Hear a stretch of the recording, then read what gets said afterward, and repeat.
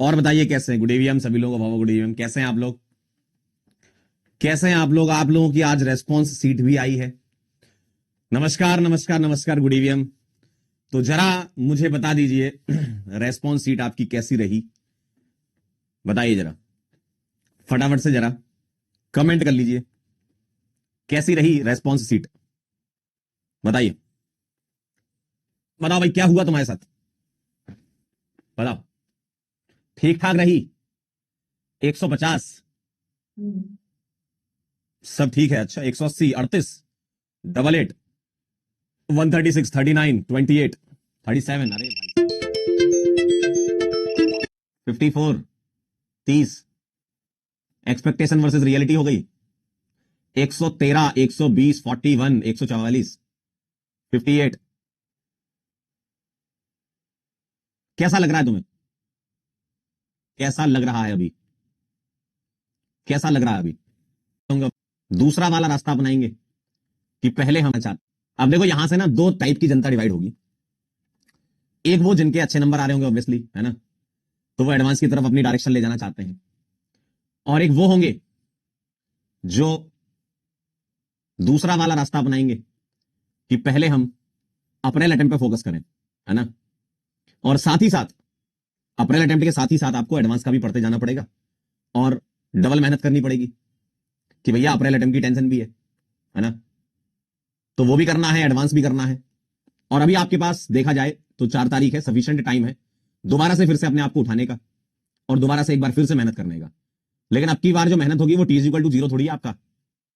अब आप काफी चीजें समझ चुके हो, काफी चीजें जान चुके हो, एग्जाम का पैटर्न समझ में आ गया है, किस टाइप के सवाल आते हैं ये समझ में आ गया है। मतलब एक बार तुमने एग्जाम को जी लिया है, और अगर तुमने एग्जाम को एक बार जी लिया है तो तुम्हें इतना तो समझ में आ गया होगा कि हम में क्या कमी रह गई है। तो सबसे पहले तुम्हें उस कमी के बारे में पता लगाना है कि तुमसे पेपर में क्या गलतियां हुई। उन गलतियों को आइडेंटिफाई करो।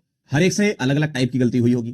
किसी से टाइम मैनेज नहीं हो पाया होगा, कोई किसी सवाल में बहुत देर तक फंसा रहा होगा जिस वजह से टेंशन हो गई, किसी को सवाल ही समझ नहीं आया होगा, किसी के एकदम बेसिक लूज होंगे।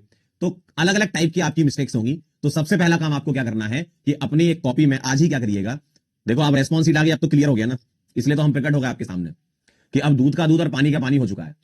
लेकिन अब अगर हम में कुछ कमी है तो उसको सुधारें और आगे बढ़े। यही तुम्हारा एटीट्यूड यहां से होना चाहिए। अपने आप को बिल्कुल भी कमजोर मत समझो, हल्के में मतलब अपने आप को कि यार मेरे से पहले अटेम्प्ट में नहीं हुआ तो अब हम क्या करेंगे, मेहनत करेंगे यार, क्यों नहीं करेंगे। अच्छा, मेहनत करने के अलावा तुम्हारे पास क्या ऑप्शन है? मेहनत ही करनी पड़ेगी ना, तो अब करेंगे फिर से, और क्या। तो आप बिल्कुल भी ये मत सोचिए कि सर हम तो टूट गए, अब तो हमारे नंबर नहीं आए, हम नहीं पढ़ेंगे। तो बेटा अब देखो जो हो चुका है वो हो चुका है। पीछे जाकर के तुम उस चीज को बदल पाओगे क्या? नहीं। पीछे जाकर के तुम उस चीज को नहीं बदल सकते, तो आगे की चीज को अच्छा कर सकते हो, यही कर सकते हो, तुम्हारे हाथ में यही है। ठीक है, तुम्हारे हाथ में यही है ना, कि कोई आपके पास पीछे बदलना थोड़ी है। पीछे जाके तुम क्या दोबारा पेपर देके आ जाओगे क्या? क्या तुम अपनी रेस्पॉन्सिबिलिटी दोबारा से चेंज कर दोगे? या नहीं कर पाओगे ना। तो इस चीज को एक्सेप्ट करो, और जितना जल्दी एक्सेप्ट कर लोगे उतना आप गिल्ट से दूर रहोगे। वरना आपको यही गिल्ट रहेगा कि यार मैं परफॉर्म नहीं कर पाया। अरे भाई जनवरी में नहीं कर पाए तो अप्रैल में कर लेंगे, लेकिन करेंगे जरूर। अपनी तरफ से एफर्ट तो डालेंगे ना।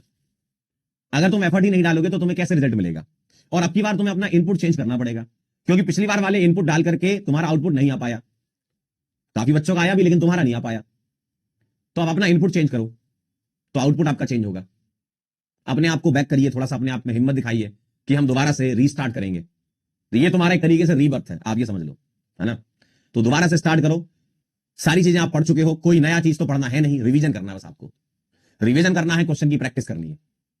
ठीक है, रिवीजन करना है और क्वेश्चन की प्रैक्टिस करनी है। बस आप लगातार यही काम करते रहिएगा, और अप्रैल अटेम्प्ट में जब आपके सामने पेपर आएगा तो आप और बेहतर अपना परफॉर्मेंस दिखा पाएंगे।